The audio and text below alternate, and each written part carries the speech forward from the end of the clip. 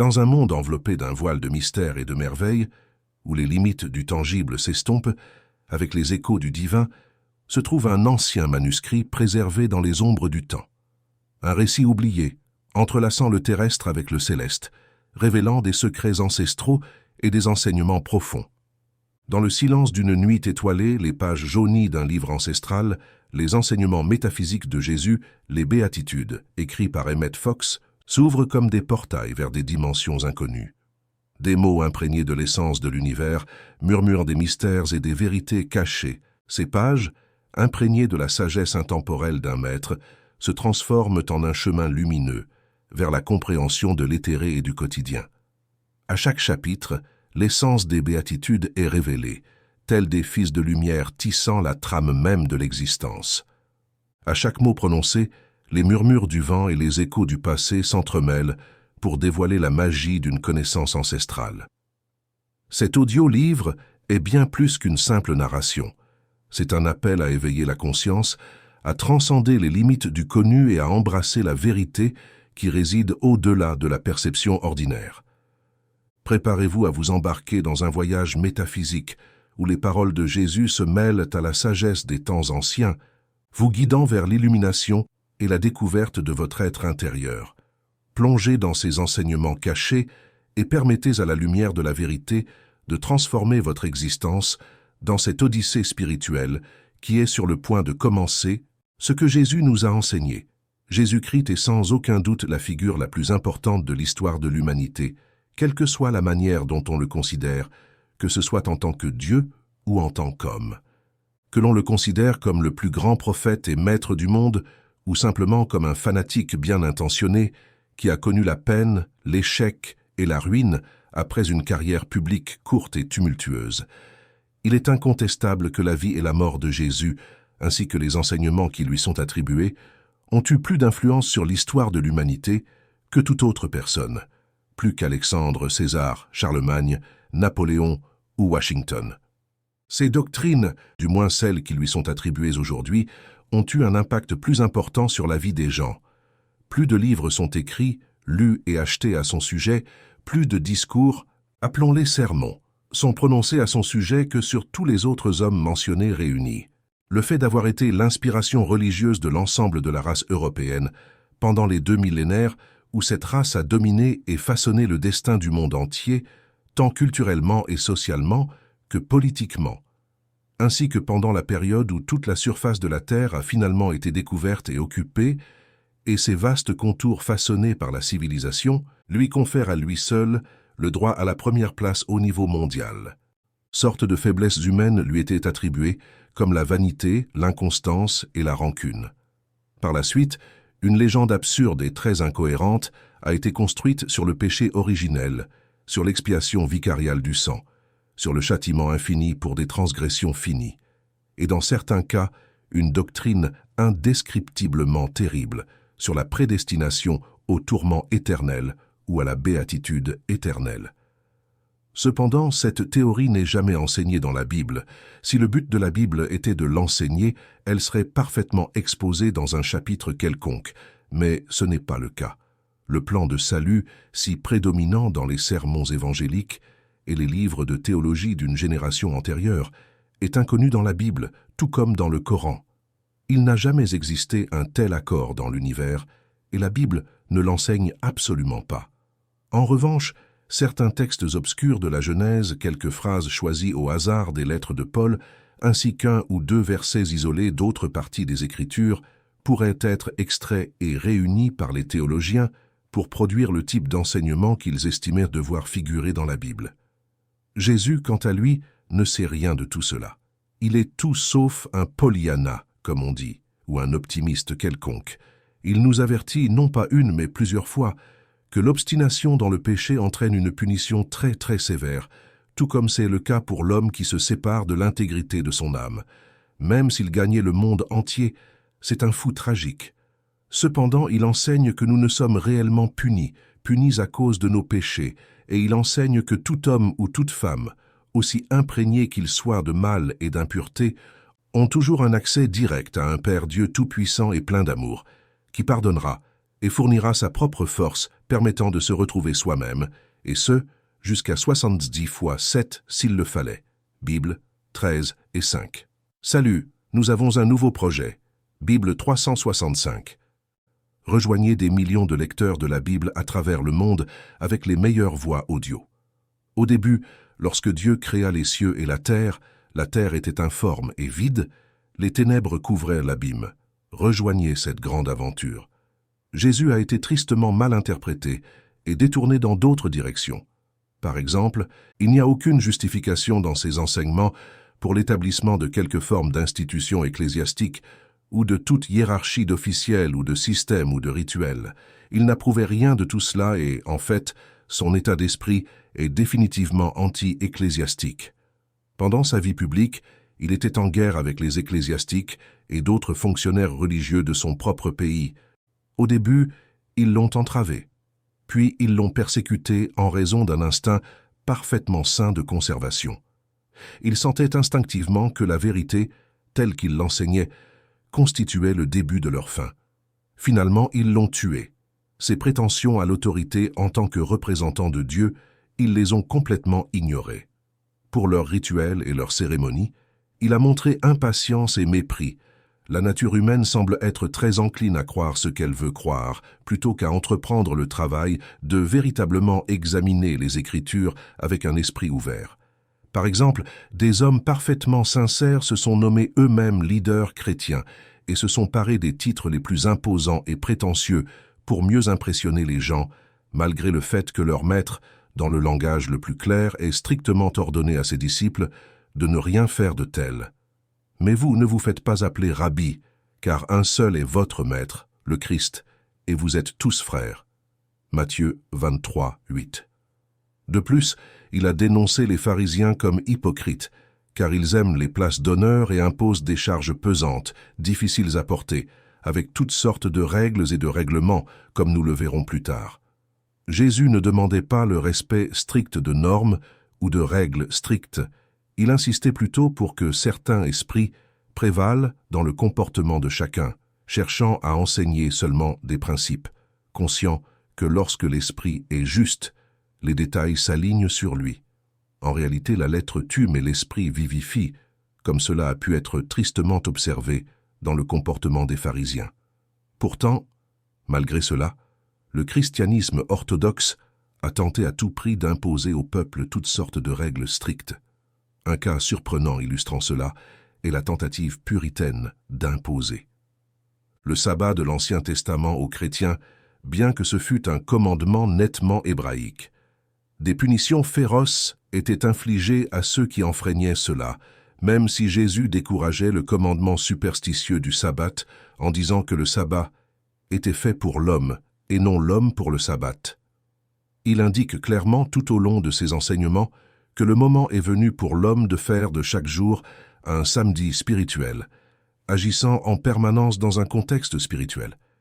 Il est évident que si le samedi hébreu était obligatoire pour les chrétiens, alors maintenant qu'ils se reposent le dimanche, ils continuent à commettre toutes les fautes de la rupture du samedi. De nombreux chrétiens modernes réalisent qu'il n'y a aucun système de théologie dans la Bible, à moins que quelqu'un ne veuille délibérément le placer là, et ils ont pratiquement abandonné la théologie, mais ils continuent de s'accrocher au christianisme parce qu'ils sentent intuitivement que c'est la vérité.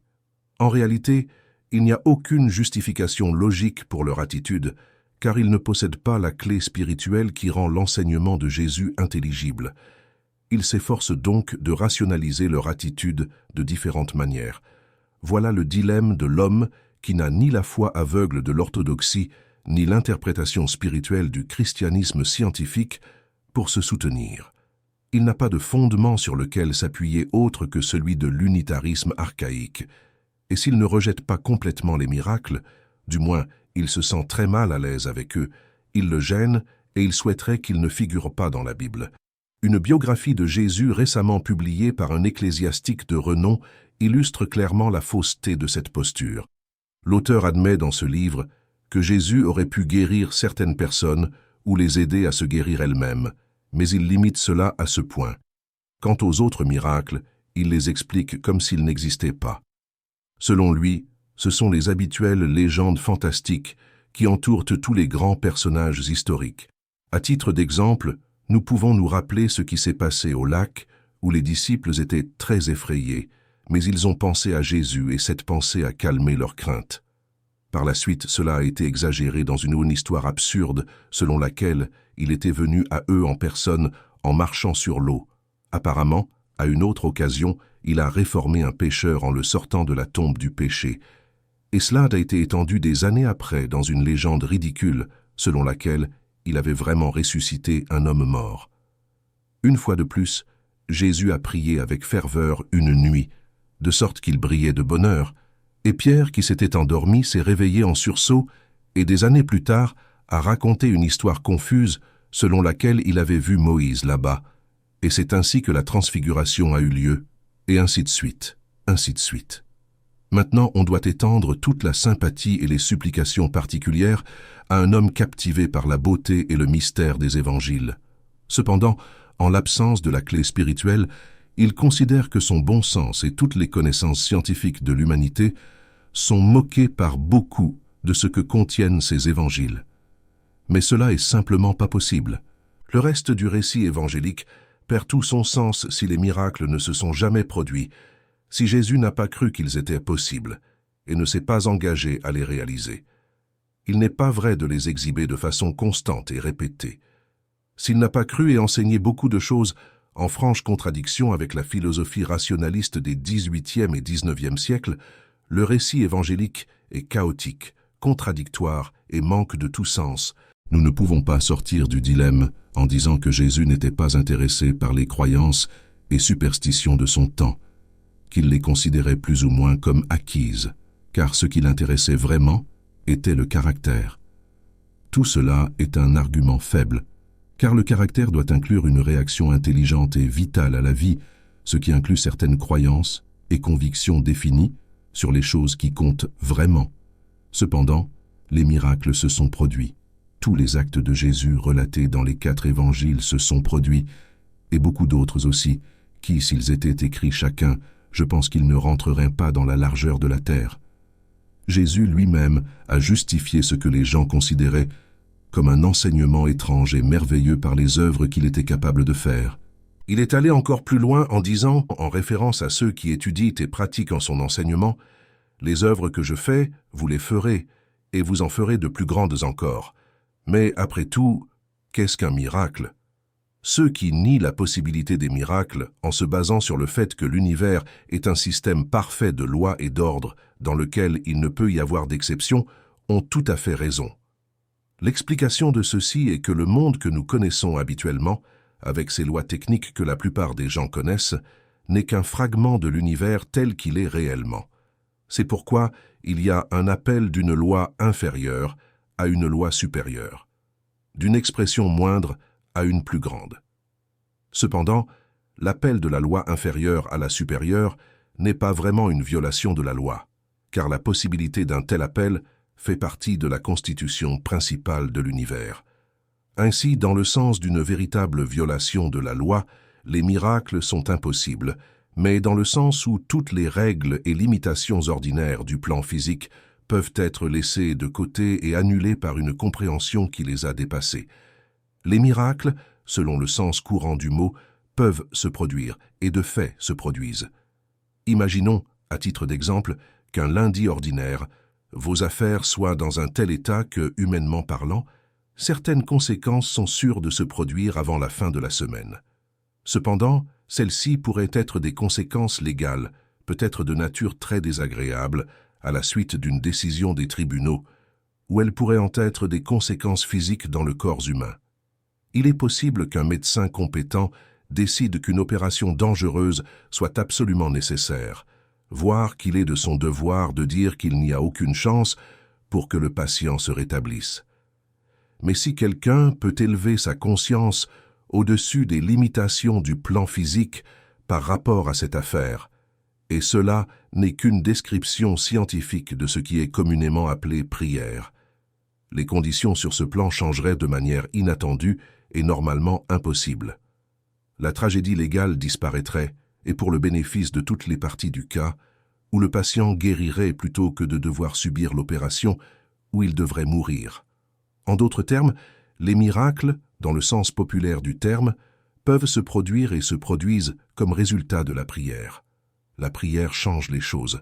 Prier fait que les choses se produisent très différemment de ce qu'elles auraient été si la prière n'avait pas été faite. Peu importe le type de difficulté que vous rencontrez, peu importe les causes qui vous y ont conduit, il suffit de prier pour sortir de votre problème si vous êtes assez persistant dans votre appel à Dieu. De plus, la prière est une science et un art, et c'est à l'enseignement de cette science et de cet art que Jésus a consacré la majeure partie de son ministère.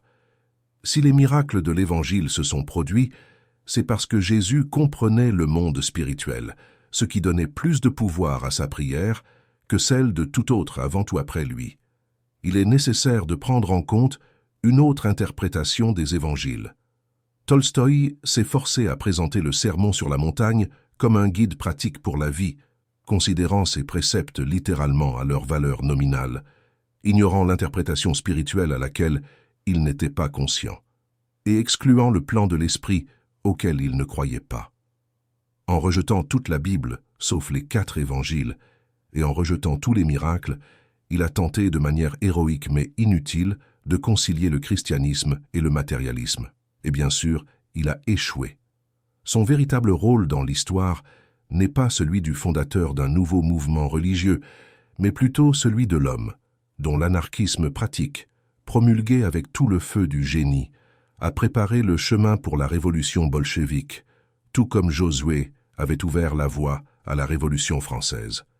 C'est la clé spirituelle qui ouvre le mystère de l'enseignement biblique en général et des évangiles en particulier. C'est la clé spirituelle qui explique les miracles et montre qu'ils ont été accomplis pour nous démontrer que nous aussi pouvons accomplir des miracles et ainsi vaincre le péché, la maladie et la limitation.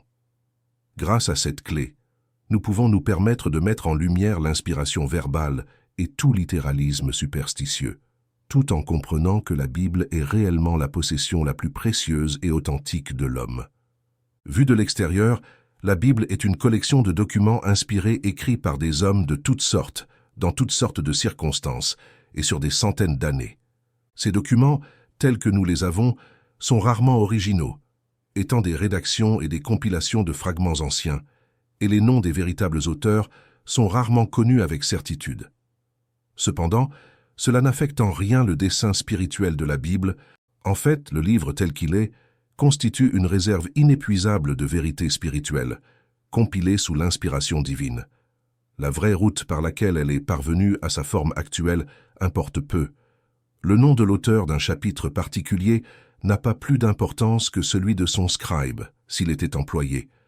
L'auteur est la sagesse divine, et c'est tout ce qui nous concerne.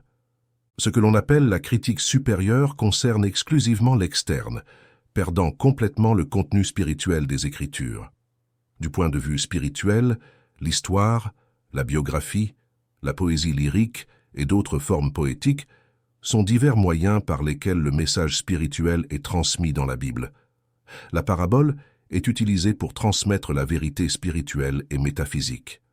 Souvent, ce qui n'a jamais prétendu être plus qu'une parabole a été pris à l'époque comme une déclaration littérale de fait, ce qui a souvent donné l'impression que la Bible enseignait des choses contraires au bon sens. Un exemple en est l'histoire d'Adam et Ève dans le jardin d'Éden. Correctement comprise, c'est peut-être la parabole la plus merveilleuse de toutes. Son auteur n'a jamais prétendu qu'elle soit considérée comme de l'histoire, mais les esprits littéraux l'ont prise ainsi, avec toutes sortes de conséquences absurdes. La clé spirituelle de la Bible nous sauve de toutes ces difficultés, dilemmes et incohérences apparentes, de la jungle des fausses positions du ritualisme, de l'évangélisme et de ce qu'on appelle le libéralisme. Elle nous offre la vérité. Cette vérité est rien de moins que le fait étonnant mais indéniable que tout le monde extérieur, que ce soit le corps physique, les choses communes de la vie, les vents, la pluie, les nuages, voire même la terre elle-même, répond à la pensée humaine et que l'homme a le pouvoir sur lui lorsqu'il le connaît. Le monde extérieur, loin d'être la prison de circonstances qu'on suppose couramment, n'a en réalité aucun caractère propre, ni bon ni mauvais. Il a seulement le caractère que nous lui attribuons consciemment ou inconsciemment. Au jour le jour, tous les pensées qui occupent tout ton esprit, ton lieu secret, comme le nomme Jésus, façonnent ton destin pour le meilleur ou pour le pire. En fait, toute l'expérience de notre vie n'est rien de plus que l'expression extérieure de la pensée intérieure. Nous pouvons choisir le type de pensée que nous entretenons. Rompre avec une mauvaise habitude de pensée sera peut-être un peu difficile, mais c'est possible. En fait, nous choisissons toujours, et donc nos vies sont le résultat du type de pensée que nous avons choisi d'avoir. Par conséquent, elles sont de notre propre ordre. Et il y a une justice parfaite dans l'univers. Pas de souffrance pour le péché originel d'un autre homme, mais plutôt la récolte d'une semence que nous avons nous-mêmes semée. Nous avons le libre arbitre, mais notre libre arbitre réside dans notre choix de pensée. C'est essentiellement ce que Jésus a enseigné. C'est, comme nous le verrons, le message sous-jacent de toute la Bible, mais il n'est pas exprimé avec la même clarté dans tout le livre.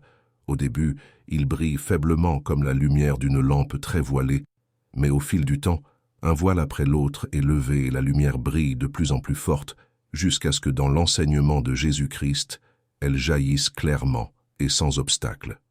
Sur ce plan, ce que nous devons travailler est la compréhension de la vérité par l'homme. Tout au long de l'histoire, celle-ci a été constamment et continuellement perfectionnée. En effet, ce que nous appelons le progrès n'est rien de plus que l'expression extérieure correspondant à l'idée de Dieu que l'humanité améliore constamment. Jésus-Christ a résumé cette vérité, l'a enseignée de manière complète et minutieuse, et surtout, l'a démontré dans sa propre personne. Actuellement, la plupart d'entre nous peuvent appréhender intellectuellement l'idée de ce que cela doit signifier dans sa plénitude, et même ce qui doit découler inévitablement d'une compréhension compétente de celle-ci. Cependant, tout ce que nous pouvons démontrer est une question très différente. L'acceptation de la vérité est le grand premier pas, mais nous n'avons pas franchi le pas tant que nous ne l'avons pas démontré dans la pratique. Jésus a démontré tout ce qu'il a enseigné, y compris le dépassement de la mort, dans ce que nous appelons la résurrection. Mais pour des raisons que je ne peux discuter ici, il se trouve que chaque fois qu'une difficulté est surmontée par la prière, cela aide toute l'humanité passée, présente et future de manière générale, et l'aide à surmonter cette catégorie particulière de difficultés en particulier. Jésus, en surmontant toutes sortes de limitations auxquelles est sujette l'humanité, et surtout en surmontant la mort, a accompli une œuvre d'une valeur unique et incalculable pour la race humaine, et c'est pourquoi il est justement intitulé le Sauveur du monde. Lorsqu'il a jugé que le moment était opportun, il a entrepris de résumer tout ce qu'il avait réalisé au cours d'une série de conférences qui se sont probablement étendues sur plusieurs jours, lors desquelles il a probablement parlé 2 ou 3 fois par jour. Il a profité de cette occasion pour résumer le message, pour mettre les points sur les « i ». Pour ainsi dire, de manière naturelle, certains des présents prirent des notes, et plus tard ces notes ont été éditées dans ce que nous connaissons sous le nom du Sermon sur la montagne. Les auteurs des 4 évangiles ont chacun sélectionné le matériel pour leur monographie selon leur propre dessein, et c'est Matthieu qui nous donne la version la plus complète et soigneusement ordonnée du discours. Le Sermon sur la montagne est une quasi-parfaite codification de la religion de Jésus-Christ. C'est pourquoi je l'ai choisi comme texte pour ce livre. Il est pratique, personnel, définitif, spécifique et pourtant largement éclairant. Une fois que le véritable sens des instructions est compris, il suffit simplement de commencer à les mettre fidèlement en pratique pour obtenir des résultats immédiats. Le degré et l'ampleur de ces résultats dépendront uniquement de la sincérité et de la minutie avec lesquelles ils sont appliqués. Cette question doit être résolue par chaque individu lui-même. Personne ne peut sauver l'âme de son frère, ni payer la dette de son frère. On peut et on doit aider les autres dans des circonstances particulières, mais à long terme, chacun doit apprendre à faire son propre travail et à ne plus pécher, de peur qu'il ne lui arrive quelque chose de pire. Cependant, si tu veux vraiment changer ta vie, si tu veux vraiment devenir une personne totalement différente aux yeux de Dieu et des hommes, si tu veux vraiment la santé, la paix mentale et le développement spirituel, alors Jésus, dans son sermon sur la montagne, t'a clairement montré comment faire. Mais ce n'est pas une tâche facile, et même si nous savons que cela peut être fait parce que certains l'ont fait, il faut payer un prix. et le prix est l'application réelle de ces principes dans chaque coin de ta vie, ainsi que dans chaque transaction quotidienne, que tu le veuilles ou non, surtout là où tu préférerais ne pas le faire. Si tu es prêt à payer ce prix pour rompre véritablement avec l'homme d'autrefois et commencer à créer le nouveau, alors l'étude du grand sermon sera pour toi la montagne de la libération. Les béatitudes. Voyant les foules, il monta sur une montagne et, s'étant assis, ses disciples s'approchèrent de lui, et prenant la parole, il se mit à leur enseigner, disant « Heureux les pauvres en esprit, car le royaume des cieux est à eux. Heureux ceux qui pleurent, car ils seront consolés. Heureux les doux, car ils hériteront la terre. Heureux ceux qui ont faim et soif de justice, car ils seront rassasiés. Heureux les miséricordieux, car ils obtiendront miséricorde. Heureux les cœurs purs, car ils verront Dieu. Heureux ceux qui sont persécutés pour la justice, car le royaume des cieux est à eux. Heureux serez-vous lorsqu'on vous insultera, qu'on vous persécutera et qu'on dira faussement toutes sortes de mal contre vous, à cause de moi. Réjouissez-vous et soyez dans l'allégresse, parce que votre récompense sera grande dans les cieux, car c'est ainsi qu'on a persécuté les prophètes avant vous. Matthieu chapitre 5. Le sermon sur la montagne commence avec les 8 béatitudes. Il s'agit bien entendu d'une des sections les plus connues de la Bible. Même les personnes dont la connaissance des Écritures se limite à une demi-douzaine des chapitres les plus connus connaissent sûrement les béatitudes. Malheureusement, presque jamais elles ne les comprennent et les considèrent généralement comme un conseil de perfection sans application réelle à la vie quotidienne. Mais c'est seulement parce qu'il leur manque la clé spirituelle.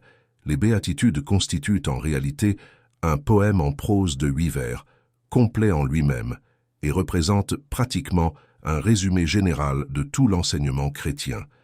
C'est un résumé spirituel plutôt que littéraire, résumant l'esprit de l'enseignement plutôt que la lettre. Un résumé général de ce type est très caractéristique de l'ancienne manière orientale d'aborder un enseignement religieux et philosophique, et rappelle naturellement le noble sentier du bouddhisme, les 10 commandements de Moïse et d'autres regroupements compacts d'idées. Jésus s'est consacré exclusivement à l'enseignement de principes généraux. Et ces principes généraux concernaient toujours les états d'esprit, car il savait que si les états d'esprit de certains sont corrects, tout le reste doit aussi l'être, alors que s'ils sont incorrects, rien d'autre ne peut l'être.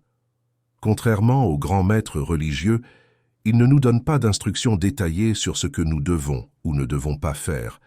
Il ne nous indique pas de nous abstenir de manger ou de boire certaines choses, ou de pratiquer différents rituels religieux à des moments et des saisons déterminés. En fait, tout le courant de son enseignement est anti-ritualiste et anti-formaliste. À aucun moment, il n'a montré de sympathie envers le sacerdoce juif et sa théorie du salut à travers l'accomplissement de certaines règles. L'heure vient où vous n'adorerez pas le pire, ni sur cette montagne, ni de Jérusalem. L'heure vient, et c'est maintenant, où les vrais adorateurs adoreront le Père en esprit et en vérité, car le Père recherche de tels adorateurs. Dieu est esprit, et ceux qui l'adorent doivent l'adorer en esprit et en vérité. Les pharisiens, avec leur terrible code de normes détaillées, étaient les seules personnes envers lesquelles il était vraiment intolérant. Tout pharisien consciencieux de cette époque, et la plupart d'entre eux étaient extrêmement consciencieux selon leur point de vue, devaient se conformer à un énorme nombre de détails externes chaque jour avant de pouvoir sentir qu'il avait satisfait aux exigences de Dieu. Selon un rabbin moderne, le nombre de ces détails ne serait pas inférieur à 600.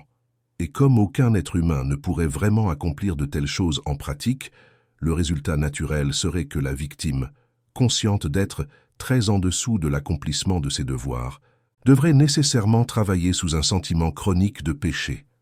Se considérer pécheur est, pour des fins pratiques, être pécheur avec toutes les conséquences découlant de cette condition. Cependant, la politique de Jésus est en contraste avec cela, car son objectif est plutôt de dépouiller le cœur de toute confiance en les choses extérieures, que ce soit pour la glorification plaisante ou pour le salut spirituel, et d'inciter à une nouvelle attitude mentale. Cette politique est clairement exposée dans les béatitudes, Bienheureux les pauvres en esprit, car le royaume des cieux est à eux. Ici, nous devons noter un point d'une grande importance pratique dans l'étude de la Bible, à savoir que les termes, expressions et parfois les mots eux-mêmes sont utilisés dans la Bible dans un sens clairement différent de celui de l'usage quotidien. En réalité, la Bible est un livre de métaphysique, un manuel pour la croissance de l'âme, et elle envisage toutes les questions sous cet angle. Il est impossible d'insister trop là-dessus, c'est pourquoi elle adopte le point de vue le plus large sur tous les sujets. Considérant toutes les choses dans leur relation avec l'âme humaine et utilisant de nombreux termes courants dans un sens beaucoup plus large que celui de l'usage commun. Ainsi, par exemple, le mot « pain » dans la Bible ne signifie pas simplement n'importe quel type de nourriture physique, qui est l'interprétation la plus large donnée dans la littérature générale, mais toutes les choses dont l'homme a besoin. Toutes les choses physiques comme les vêtements, le logement, l'argent, l'éducation, la compagnie, etc.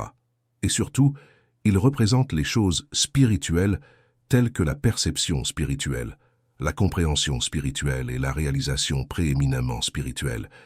Donne-nous aujourd'hui notre pain quotidien. Je suis le pain de vie. Si vous ne mangez pas ce pain, etc.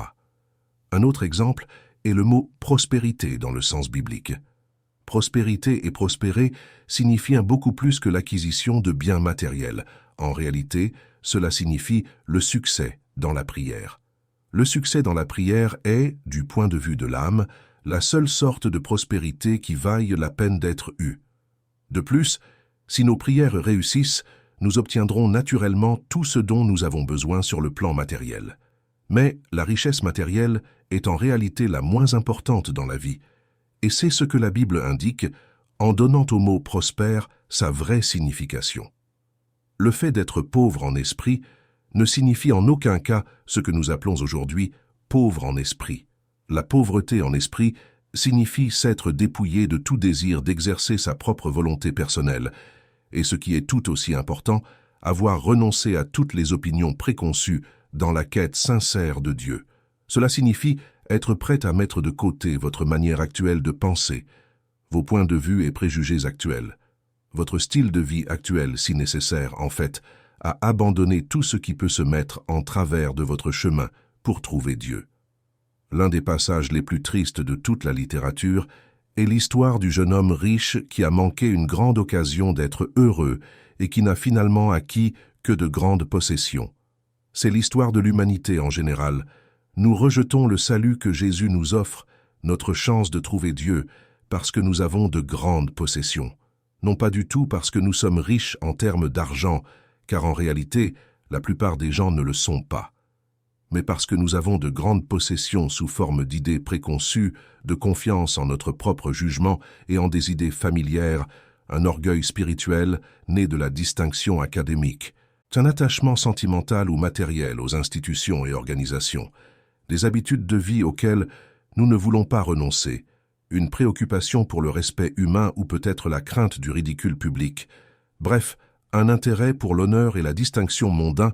Ces types de possessions nous maintiennent enchaînés au rocher de la souffrance, qui est notre exil de Dieu. Le jeune homme riche est l'un des personnages les plus tragiques de l'histoire, non pas parce qu'il était riche, car la richesse en soi n'est ni bonne ni mauvaise, mais à cause du fait que son cœur était asservi à cet amour de l'argent, que Paul nous dit être la racine de tous les maux. Il aurait pu être multimillionnaire en argent et en or, et tant que son cœur n'était pas engagé là-dedans, il aurait été aussi libre que le mendiant le plus pauvre pour entrer dans le royaume des cieux. Cependant, sa confiance résidait dans ses richesses, et cela lui a fermé la porte. Parce que le message du Christ n'a pas été reçu avec acclamation par les ecclésiastiques de Jérusalem, car ils avaient de grandes possessions, des possessions de savoir rabbinique, des possessions d'honneur et d'importance publique, des postes d'autorité en tant que maîtres officiels de la religion, et ces possessions auraient dû être sacrifiées pour accepter l'enseignement spirituel. Les humbles et les illettrés qui écoutèrent le Maître avec joie étaient heureux de ne pas avoir de telles possessions, les rejetant pour embrasser la vérité. De nos jours, lorsque le même message simple du Christ sur l'immanence et la disponibilité de Dieu, ainsi que sur la lumière intérieure qui brûle éternellement dans l'âme de l'homme, a refait surface dans le monde, il a été à nouveau largement accueilli principalement parmi les simples et les illettrés. Pourquoi les évêques, les doyens, les ministres et les presbytériens ne l'ont-ils pas diffusé dans le monde? Parce qu'ils avaient de grandes possessions d'orgueil intellectuel et spirituel, de grandes possessions de complaisance et de sécurité personnelle, de grandes possessions d'engagement académique et de prestige social. En revanche, les pauvres en esprit ne subissent aucune de ces hontes, soit parce qu'ils ne les ont jamais eues, soit parce qu'ils les ont dépassées dans la marée de la compréhension spirituelle. Ils ne sont plus intimidés par l'autorité humaine, aussi auguste soit-elle. Ils ne sont plus sûrs de leurs propres opinions et ont réalisé que leurs croyances les plus chères peuvent avoir été, et probablement étaient, erronées, et que toutes leurs idées et points de vue sur la vie peuvent être faux et nécessitent une refonte complète. Ils sont prêts à tout recommencer depuis le début et à réapprendre la vie. Bienheureux ceux qui pleurent, car ils seront consolés. Le deuil, la tristesse, n'est pas quelque chose de bon en soi, car la volonté de Dieu est que tous expérimentent le bonheur et le succès joyeux. Jésus dit « Je suis venu pour qu'ils aient la vie et qu'ils l'aient en abondance ». Cependant, les problèmes et les souffrances sont souvent extrêmement utiles, car beaucoup de personnes ne se donnent pas la peine d'apprendre la vérité tant qu'elles ne sont pas poussées à le faire par la douleur et l'échec. Alors la douleur devient relativement bonne. Tôt ou tard, chaque être humain devra découvrir la vérité de Dieu et établir son propre contact avec lui de première main.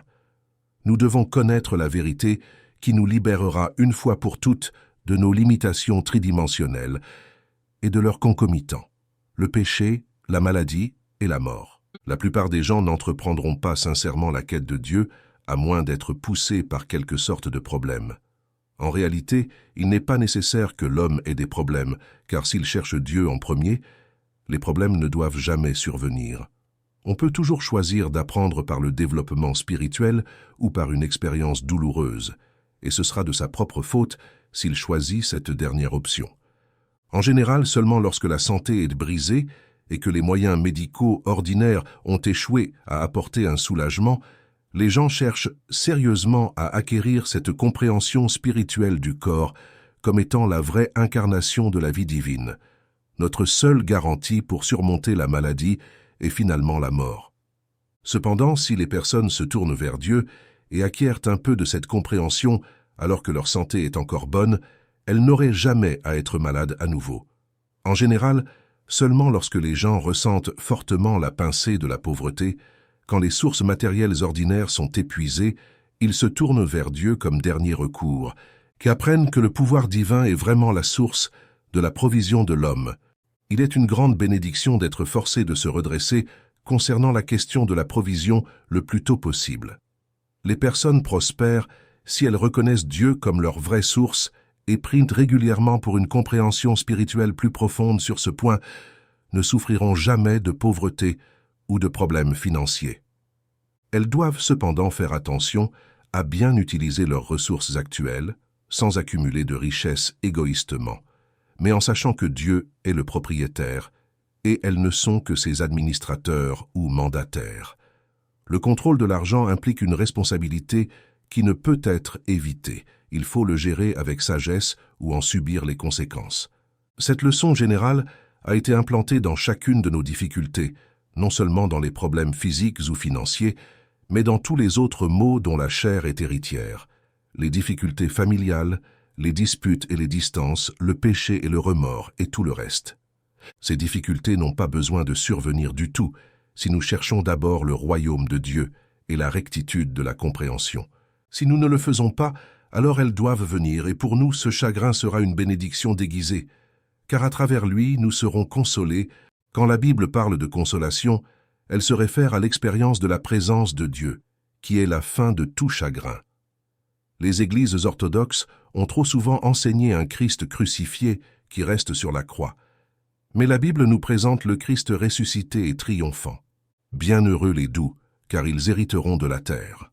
En apparence, cette béatitude semble avoir très peu de signification et semble même être en contradiction avec les faits de la vie quotidienne. N'importe quelle personne raisonnable observant le monde ou étudiant l'histoire pourrait accepter sincèrement ce dicton à sa valeur nominale, et même la plupart des chrétiens l'ont négligé en pratique, avec un sentiment regrettable que c'est ainsi que ça devrait être, mais que ce n'est certainement pas le cas. Cependant, cette attitude n'est pas suffisante. Tôt ou tard, l'âme atteint un point où les évasions et les sophismes doivent être abandonnés une fois pour toutes pour faire face à la réalité de la vie, coûte que coûte. Alors, soit Jésus voulait dire ce qu'il disait, soit non. Soit il savait de quoi il parlait, soit non. Si ce dicton n'est pas pris au sérieux, nous serons confrontés à la position que tout chrétien ne voudra pas accepter ou que Jésus disait quelque chose en quoi il ne croyait pas réellement. Comme le font les gens sans scrupules, nous devons faire face à cette situation dès le début de notre étude de ce sermon sur la montagne. Nous avons deux options, prendre Jésus au sérieux ou ne pas le faire. Auquel cas, nous devrions mettre de côté ses enseignements et cesser de nous appeler chrétiens. Défendre son nom en parole, dire que le christianisme est la vérité divinement inspirée, se vanter d'être chrétien, et ensuite éviter dans la pratique toutes les implications définitives de son enseignement est une hypocrisie et une faiblesse des plus fatales.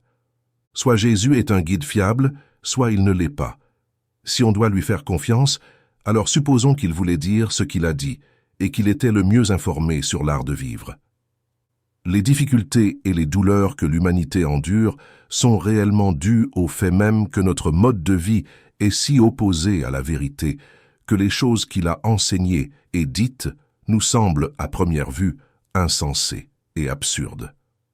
La vérité est que lorsque les enseignements de Jésus sont correctement compris, non seulement ils sont vrais, mais ils sont extrêmement pratiques. En fait, ce sont les plus pratiques de toutes les doctrines.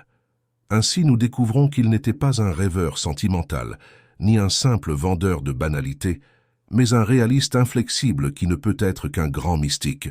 Dans ce texte, toute l'essence de son enseignement est résumée quant à son application pratique. Cette béatitude est parmi les 6 versets les plus importants de la Bible. Lorsque vous possédez la signification spirituelle de ce texte, vous avez le secret du contrôle, la clé pour surmonter tout type de difficulté. C'est littéralement la clé de la vie. C'est le message de Jésus-Christ réduit à une seule phrase, un proverbe, qui est en réalité la pierre philosophale des alchimistes, transformant le métal de base de la limitation et des problèmes en l'or du confort ou de la véritable harmonie. Nous pouvons comprendre qu'il y a 2 mots polaires dans le texte, doux et terre. Tous 2 sont utilisés dans un sens spécial et très technique, et il est nécessaire de les révéler avant de trouver le merveilleux sens qui les sous-tend. Tout d'abord, le mot « terre » dans la Bible ne signifie pas simplement cette sphère terrestre, il signifie manifestation. La manifestation ou expression est le résultat d'une cause. Avant que nous ne puissions savoir quelque chose sur une cause, celle-ci doit s'exprimer ou se manifester, et inversement, toute expression ou manifestation doit avoir une cause. Nous apprenons donc dans la métaphysique divine, et particulièrement dans le sermon sur la montagne, que tout hasard est mental, et que votre corps et vos affaires, votre maison, vos affaires, toute votre expérience ne sont que la manifestation de vos propres états mentaux. Peu importe que vous soyez totalement inconscient de la plupart de vos états mentaux. Car ils existent malgré le fait que vous les ayez maintenant oubliés ou que vous n'en ayez jamais été conscient. Autrement dit, votre terre signifie l'ensemble de votre expérience extérieure et hériter de la terre signifie avoir le contrôle sur cette expérience extérieure, c'est-à-dire avoir le pouvoir d'amener vos conditions de vie vers l'harmonie et le véritable succès. Toute la terre sera remplie de la gloire du Seigneur, son âme habitera paisiblement et sa semence possédera la terre. Le Seigneur règne, que la terre se réjouisse. Ainsi, lorsque la Bible parle de posséder ou de gouverner la terre, de rendre la terre glorieuse, etc., elle se réfère aux conditions de notre vie, de notre santé corporelle, jusqu'au plus lointain de nos affaires. Ce texte s'engage à nous dire comment nous pouvons posséder ou gouverner nos propres vies et destinées. Voyons maintenant comment cette béatitude doit être réalisée. Elle dit que le contrôle, c'est-à-dire le pouvoir sur les conditions de notre vie, doit être obtenu d'une manière spécifique et la plus inattendue de toutes, par la douceur. Cependant, le fait est que ce mot « douceur » est également utilisé dans un sens spécial et technique. Sa signification réelle n'a rien en commun avec le sens qu'il a maintenant dans le français moderne. En fait, il n'y a que peu de qualités de la nature humaine plus désagréables que celles que l'on entend aujourd'hui par douceur. Pour le lecteur moderne, la douceur évoque une créature d'esprit mesquin, dépourvue de valeur et d'estime de soi, inutile pour elle-même et pour les autres, rampante sur la surface de la terre comme un ver. Et probablement aussi hypocrite, cela fait penser à l'adulateur de Dickens dans le pire des cas, ainsi qu'à l'une des débauches morales du même auteur. Mais disons que ces personnages sont toujours là pour avertir ou ridiculiser, et jamais pour les imiter. Le lecteur moderne, avec ses connotations du mot à l'esprit, arrive au Sermon sur la montagne, lequel rejette les enseignements qu'il propose, car ici au seuil, il est dit que la domination est pour les doux, et cette doctrine ne peut pas être acceptée. La vraie signification du mot « douce » dans la Bible est une attitude mentale qui combine la foi en Dieu et la compréhension que la volonté de Dieu envers nous est toujours quelque chose de joyeux et vital, bien meilleur que tout ce que nous pourrions désirer pour nous-mêmes. Cet état mental inclut également une disposition parfaite à permettre que cette volonté de Dieu se produise de la manière que la sagesse divine considère comme meilleure, plutôt que d'une manière particulière que nous aurions choisie pour nous-mêmes. Cette attitude mentale complexe dans l'analyse, mais simple en elle-même, est la clé de la domination ou du succès dans la démonstration. Il n'y a pas de mot pour cela dans le langage courant, car une telle chose n'existe pas, sauf pour ceux qui sont dans l'enseignement le plus spirituel de Jésus-Christ. Mais si nous voulons hériter de la terre, nous devons absolument acquérir cette douceur. Moïse, qui a connu un succès extraordinaire dans la prière, a surpassé la croyance en la beauté à tel point qu'il a manifesté le corps physique d'un jeune homme dans la fleur de l'âge, alors que selon le calendrier, il avait 120 ans. Ensuite, il a transcendé la matière complètement, ou s'est totalement dématérialisé sans mourir. Il était surtout connu pour cette qualité, aussi doux que Moïse. Moïse, souvenons-nous, en dehors de sa propre démonstration personnelle, a accompli une œuvre merveilleuse pour toute sa nation, en la faisant sortir de l'esclavage égyptien face à des difficultés incroyables. Car le succès de l'Exode était la démonstration de Moïse et de quelques âmes avancées qui l'aidaient, influant sur tout le cours ultérieur de l'histoire par son enseignement et ses actions. Moïse avait un esprit ouvert, prêt à apprendre de nouvelles choses et de nouvelles façons de penser et de travailler. Il n'a pas rejeté la nouvelle révélation parce qu'elle était nouvelle et révolutionnaire, comme l'auraient fait la plupart de ses collègues autocomplaisants de la hiérarchie égyptienne, du moins au début.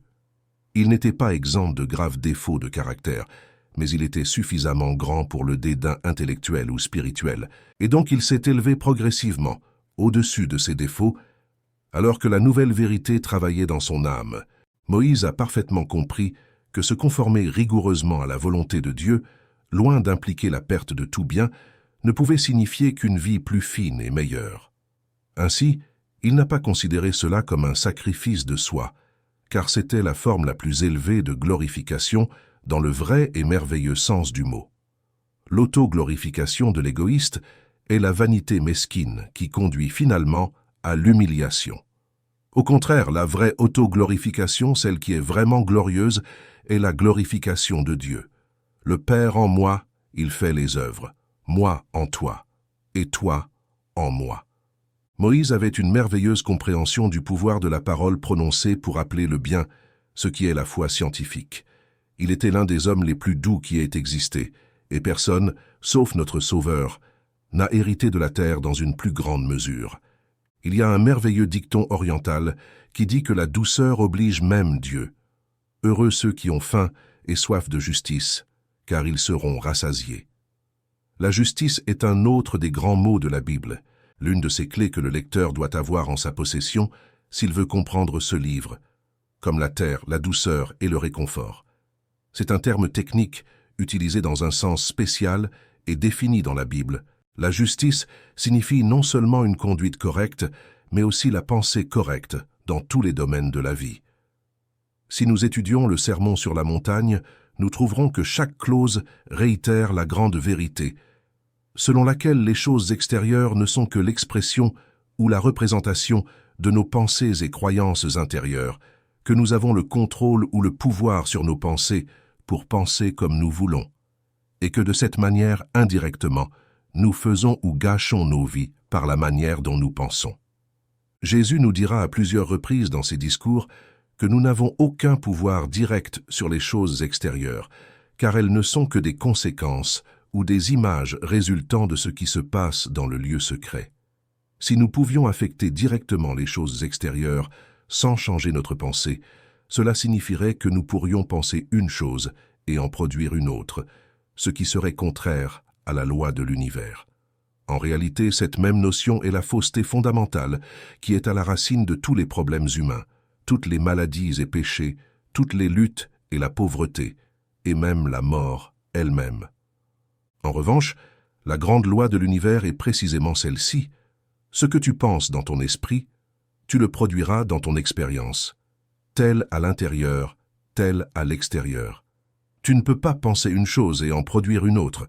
Si tu veux contrôler tes circonstances pour atteindre l'harmonie et le bonheur, tu dois d'abord contrôler tes pensées pour atteindre l'harmonie et le bonheur. Et ensuite, les choses extérieures suivront. Si tu veux la santé, tu dois d'abord penser à la santé. Et n'oubliez pas de penser à la santé. Cela ne signifie pas seulement penser à un corps sain, aussi important que cela puisse être, mais cela inclut également penser à la paix et à la satisfaction et à la bonne volonté envers tous, car comme nous le verrons plus tard, l'émotion destructrice est l'une des principales causes de la maladie. Si vous voulez vous développer spirituellement et croître dans la connaissance de Dieu, vous devez avoir des pensées spirituelles, des pensées de Dieu, et concentrer votre attention, qui est votre vie, sur lui plutôt que sur les limitations.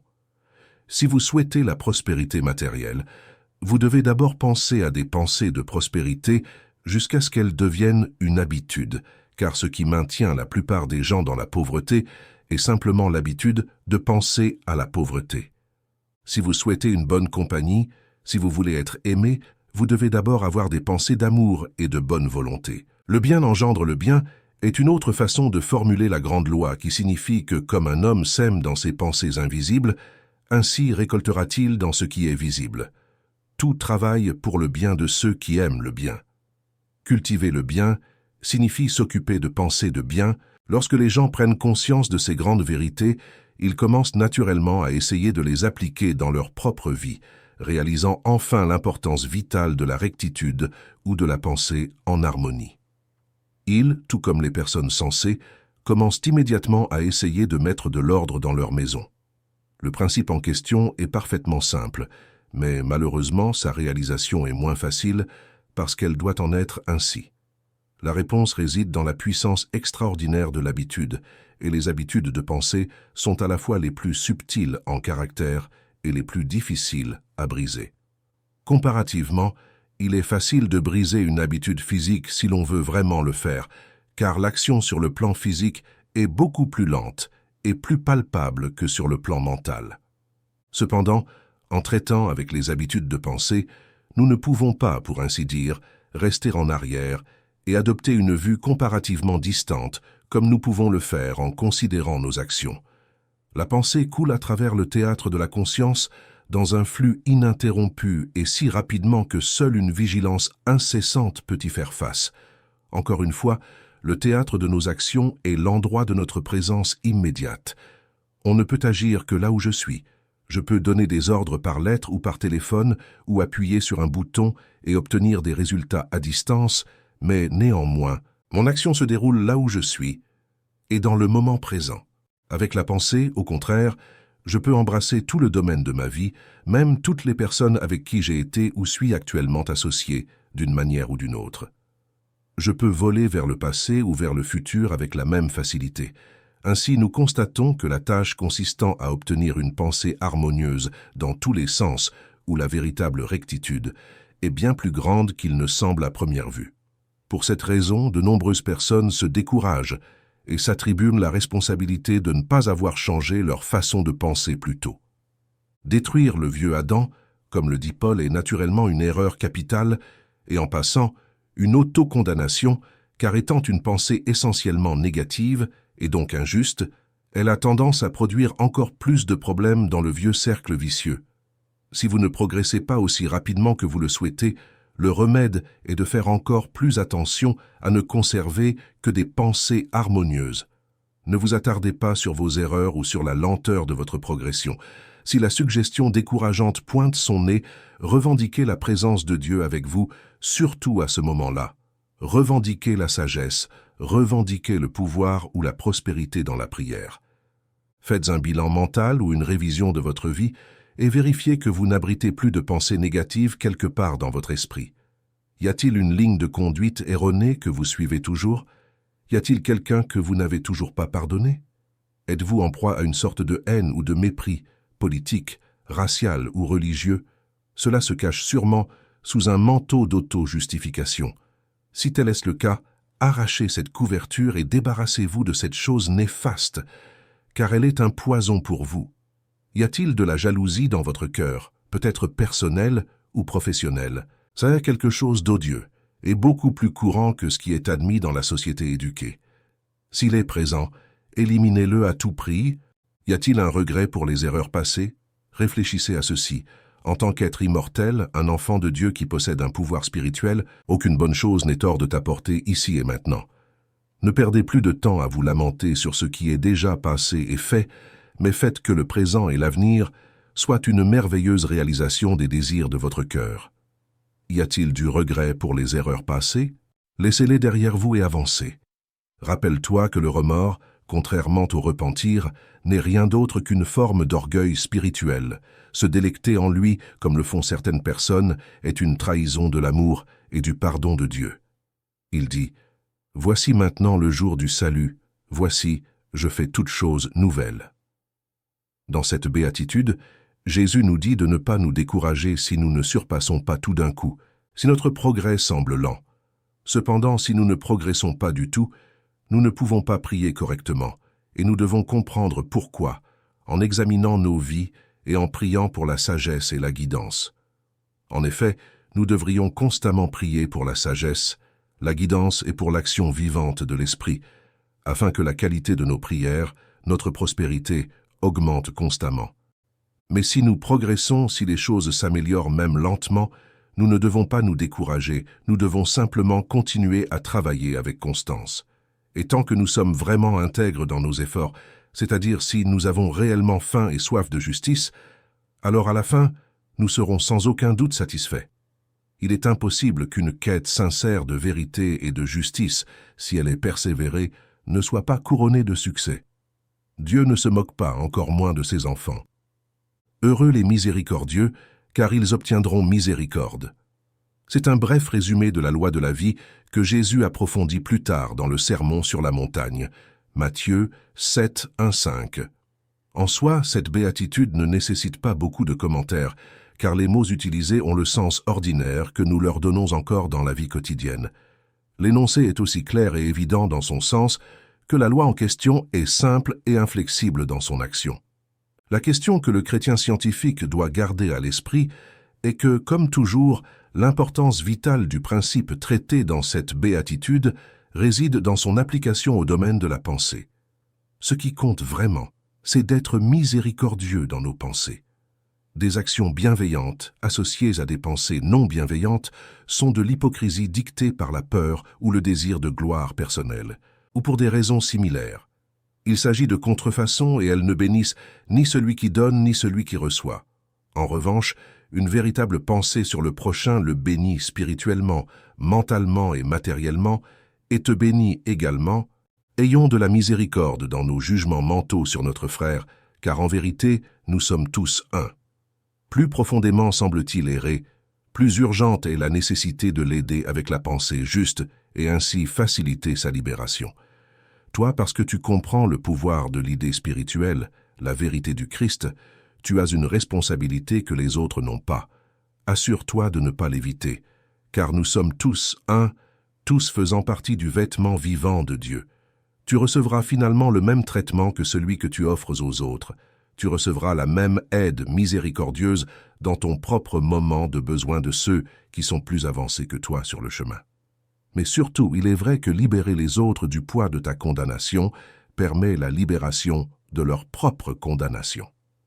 Heureux les cœurs purs, car ils verront Dieu. C'est l'un de ces merveilleux proverbes nomiques dont la Bible est si riche. En quelques mots, il résume toute la philosophie de la religion. Comme c'est habituel dans les Écritures, les mots sont utilisés dans un sens technique et englobent un sens beaucoup plus large que celui que nous leur donnons dans la vie quotidienne.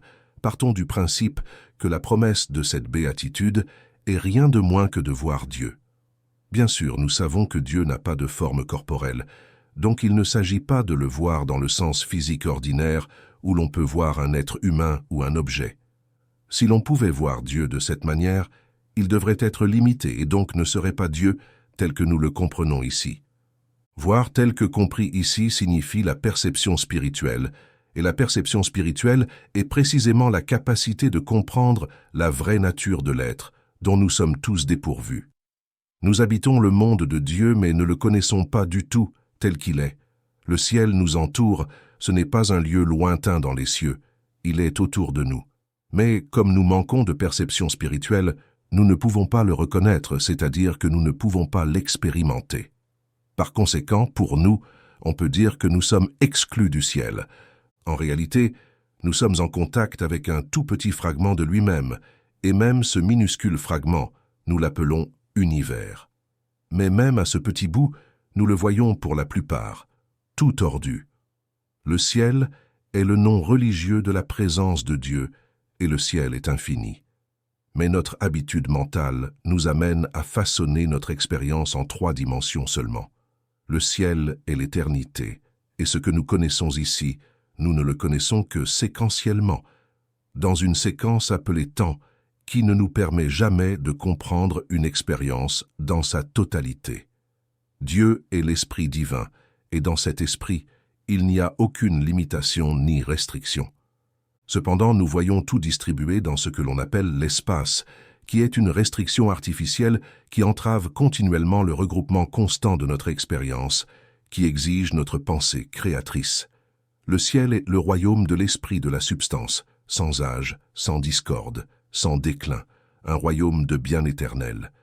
Mais pour notre vision déformée, tout vieillit, se dégrade, s'use, naît pour mourir, fleurit pour se faner.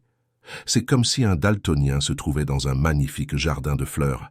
Il y a des couleurs glorieuses autour de lui, mais il les ignore et ne voit que du noir, du blanc et du gris.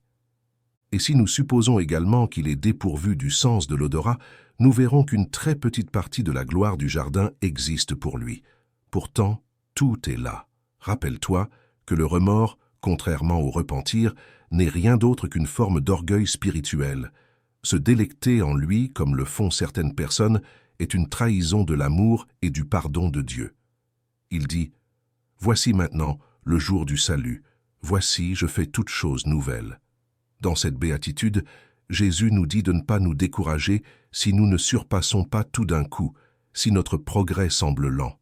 Cependant, si nous ne progressons pas du tout, nous ne pouvons pas prier correctement et nous devons comprendre pourquoi, en examinant nos vies et en priant pour la sagesse et la guidance.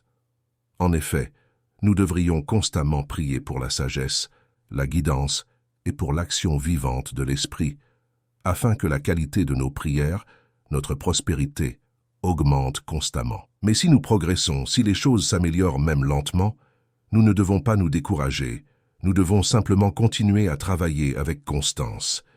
Et tant que nous sommes vraiment intègres dans nos efforts, c'est-à-dire, si nous avons réellement faim et soif de justice, alors à la fin, nous serons sans aucun doute satisfaits. Il est impossible qu'une quête sincère de vérité et de justice, si elle est persévérée, ne soit pas couronnée de succès. Dieu ne se moque pas, encore moins de ses enfants. Heureux les miséricordieux, car ils obtiendront miséricorde. C'est un bref résumé de la loi de la vie que Jésus approfondit plus tard dans le Sermon sur la montagne. Matthieu 7, 1, 5. En soi, cette béatitude ne nécessite pas beaucoup de commentaires, car les mots utilisés ont le sens ordinaire que nous leur donnons encore dans la vie quotidienne. L'énoncé est aussi clair et évident dans son sens que la loi en question est simple et inflexible dans son action. La question que le chrétien scientifique doit garder à l'esprit est que, comme toujours, l'importance vitale du principe traité dans cette béatitude réside dans son application au domaine de la pensée. Ce qui compte vraiment, c'est d'être miséricordieux dans nos pensées.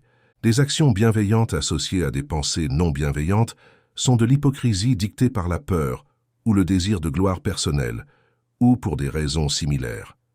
Il s'agit de contrefaçons, et elles ne bénissent ni celui qui donne, ni celui qui reçoit. En revanche, une véritable pensée sur le prochain le bénit spirituellement, mentalement et matériellement, et te bénit également. Ayons de la miséricorde dans nos jugements mentaux sur notre frère, car en vérité, nous sommes tous un. Plus profondément semble-t-il errer, plus urgente est la nécessité de l'aider avec la pensée juste et ainsi faciliter sa libération. Toi, parce que tu comprends le pouvoir de l'idée spirituelle, la vérité du Christ, tu as une responsabilité que les autres n'ont pas. Assure-toi de ne pas l'éviter, car nous sommes tous un, tous faisant partie du vêtement vivant de Dieu. Tu recevras finalement le même traitement que celui que tu offres aux autres. Tu recevras la même aide miséricordieuse dans ton propre moment de besoin de ceux qui sont plus avancés que toi sur le chemin. Mais surtout, il est vrai que libérer les autres du poids de ta condamnation permet la libération de leur propre condamnation. Heureux les cœurs purs, car ils verront Dieu. C'est l'un de ces merveilleux proverbes gnomiques dont la Bible est si riche. En quelques mots, il résume toute la philosophie de la religion.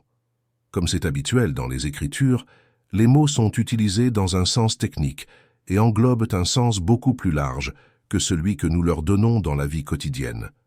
Partons du principe que la promesse de cette béatitude est rien de moins que de voir Dieu. Bien sûr, nous savons que Dieu n'a pas de forme corporelle, donc il ne s'agit pas de le voir dans le sens physique ordinaire, où l'on peut voir un être humain ou un objet. Si l'on pouvait voir Dieu de cette manière, il devrait être limité, et donc ne serait pas Dieu tel que nous le comprenons ici. Voir tel que compris ici signifie la perception spirituelle, et la perception spirituelle est précisément la capacité de comprendre la vraie nature de l'être, dont nous sommes tous dépourvus. Nous habitons le monde de Dieu, mais ne le connaissons pas du tout tel qu'il est.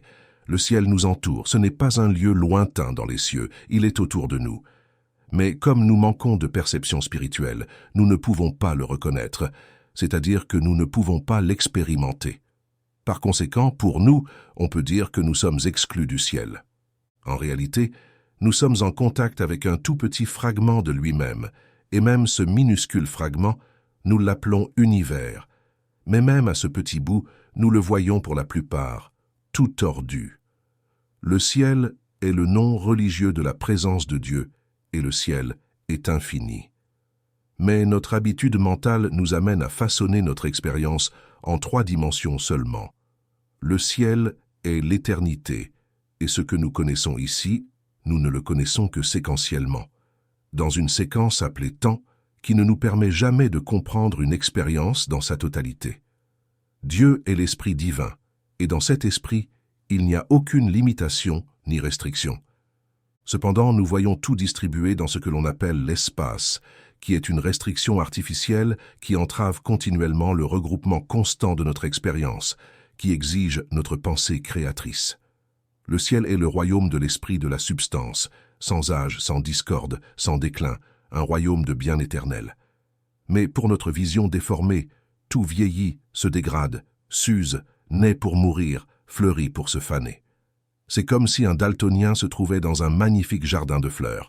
Il y a des couleurs glorieuses autour de lui, mais il les ignore, et ne voit que du noir, du blanc et du gris.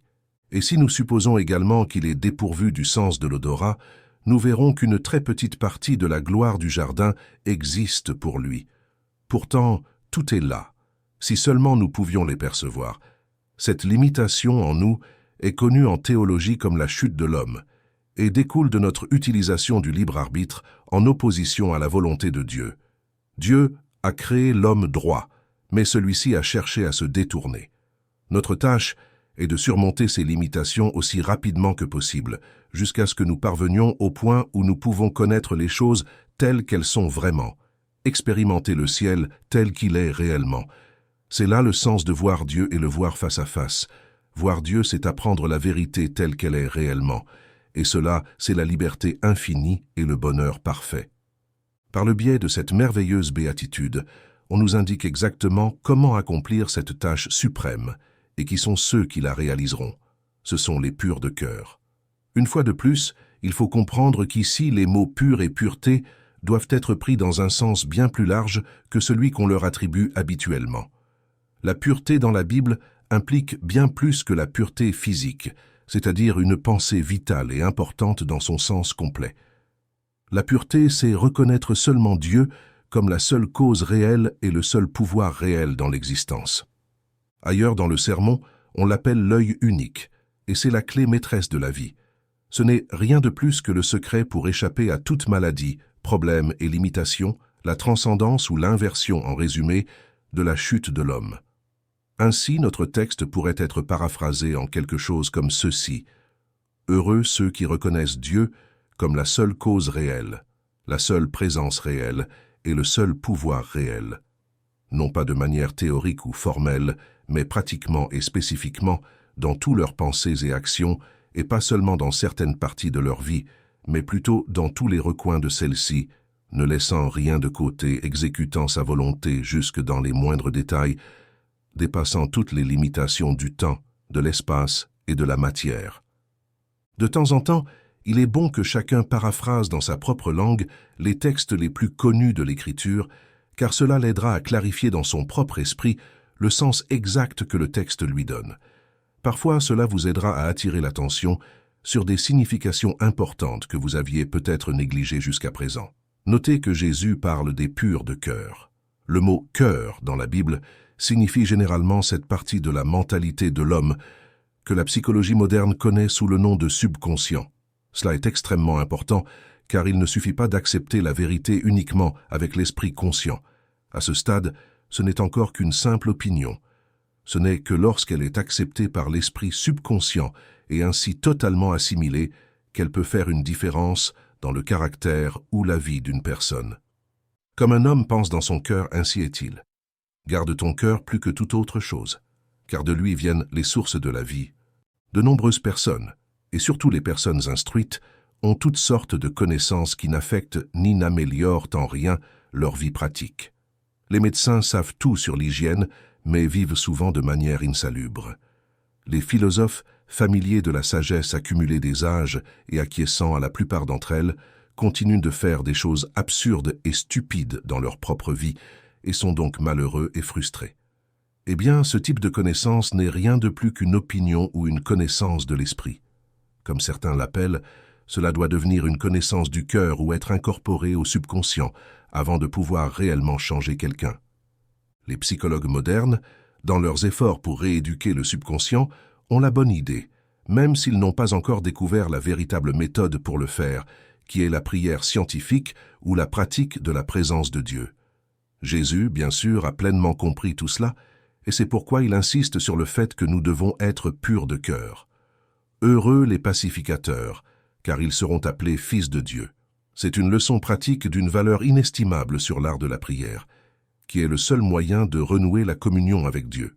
Pour le lecteur occasionnel, cette béatitude pourrait sembler une simple généralisation religieuse conventionnelle, voire un cliché sentencieux du type utilisé trop souvent par des personnes désireuses d'être édifiantes, sans avoir rien de particulier à dire.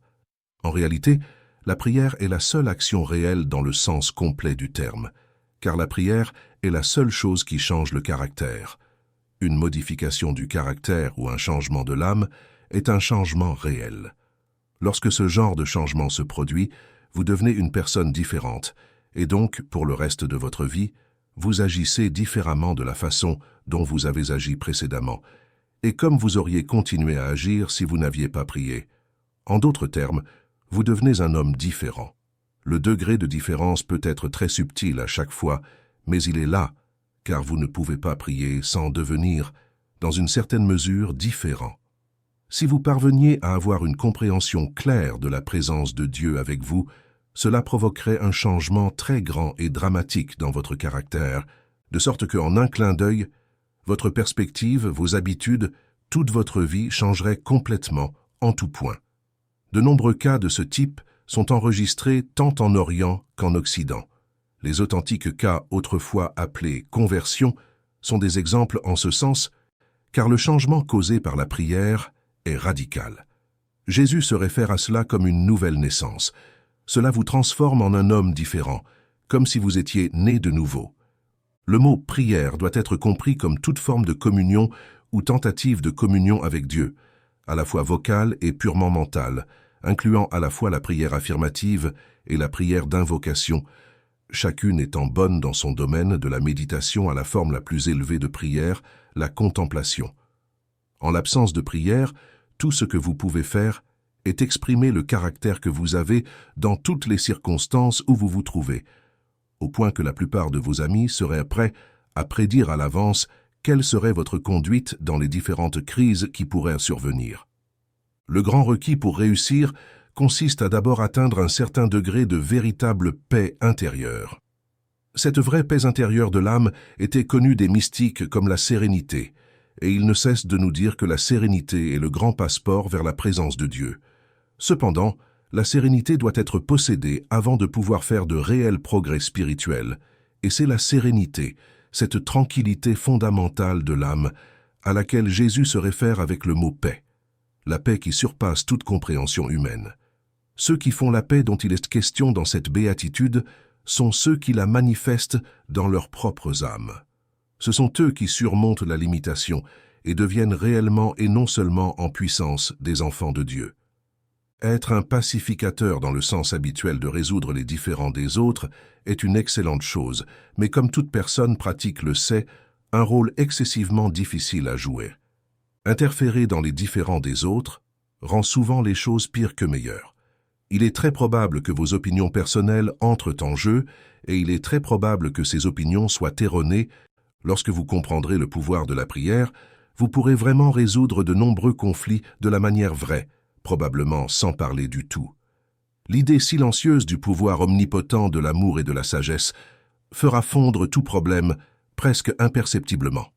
Par conséquent, tout accord qui est meilleur pour toutes les parties concernées se produira finalement sous l'influence du mot prononcé en silence.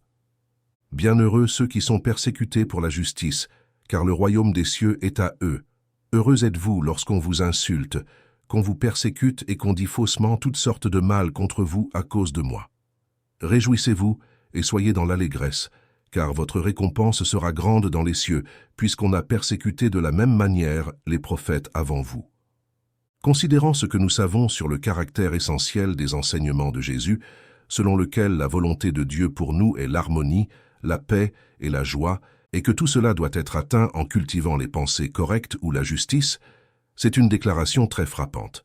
Jésus nous dit maintes et maintes fois que notre Père prend plaisir à nous donner le royaume et que la manière dont nous devons le recevoir est en cultivant la sérénité ou la paix de l'âme, affirmant que les pacificateurs qui font cela, priant avec douceur, obtiendront la prospérité, hériteront de la terre, leur deuil se transformera en joie, et en fait tout ce qu'ils demanderont au Père conformément à cet enseignement, il le fera. Mais nous sommes informés qu'il est béni d'être persécuté à cause de notre pensée correcte ou rectitude. Alors, par ce moyen, nous triompherons, et c'est une raison de réjouissance et de joie d'être injuriés et accusés, comme l'ont été les prophètes et les grands illuminés. Certes, tout ceci est très étonnant et absolument correct. Cependant, nous devons simplement comprendre que la source de toute cette persécution n'est autre que nous-mêmes. Il n'y a pas de persécuteur externe, seulement notre propre moi inférieur. Lorsque nous avons du mal avec la rectitude ou la pensée juste, lorsque nous sommes fortement tentés d'avoir des pensées erronées sur une situation, une personne ou sur nous-mêmes, de céder à la peur, à la colère ou au découragement, alors nous sommes persécutés à cause de la rectitude. Et pour nous, c'est une condition extrêmement chanceuse ou bénie, car c'est dans ces moments-là que nous progressons vraiment. Tout traitement spirituel ou prière scientifique implique une lutte avec notre propre moi inférieur, qui cherche à satisfaire l'ancien schéma de pensée, et de fait, nous persécute et nous injurie, si l'on veut dramatiser cela à la manière orientale. Les grands prophètes et illuminés de la race qui ont finalement triomphé l'ont fait précisément à travers ces luttes avec eux-mêmes, lorsqu'ils étaient persécutés par leurs propres natures inférieures ou le vieil Adam. Même Jésus, tenté en tout comme nous, a dû faire face à cette persécution plus d'une fois, spécialement dans le jardin de Gethsémani, et pour un court instant sur la croix. Ces combats avec le moi inférieur doivent être menés tôt ou tard. Plus tôt ils prennent fin, mieux c'est, et relativement, ce sont de grandes bénédictions. Remarquez bien qu'il n'y a aucune vertu ou avantage à être persécuté ou dérangé par d'autres personnes. Rien ne peut arriver à notre expérience à moins qu'il ne trouve un écho en nous, et donc avoir des problèmes et des difficultés est simplement un signe que notre propre mentalité a besoin de clarification, car ce que vous voyez à tout moment n'est que votre propre conception.